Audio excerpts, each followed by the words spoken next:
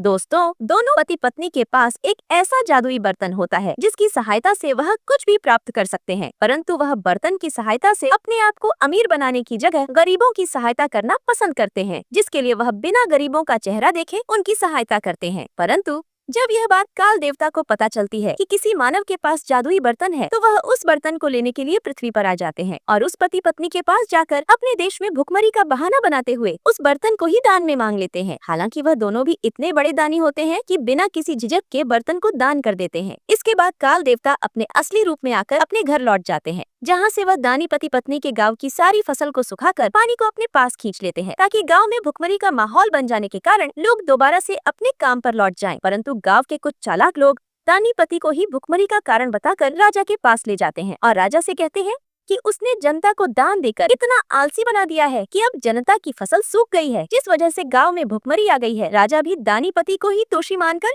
सजा सुनाने वाला होता है। तभी दानी पति राजा के सामने एक वचन लेता है कि अगर उसके गांव में अगले 14 दिनों में वर्षा नहीं हुई, वह गांव वालों के सामने ही अपने प्राणों को त्याग देगा। इसे सुनकर राजा भी हैरान रह जाता है, जिसके बाद दानी पति सीधा मंदिर में जाकर 14 दिन की तपस्या के लिए बैठ जाता है और ठीक आखिरी दिन वर्षा होकर दानी पति को और भी ज्यादा मशहूर कर देती है।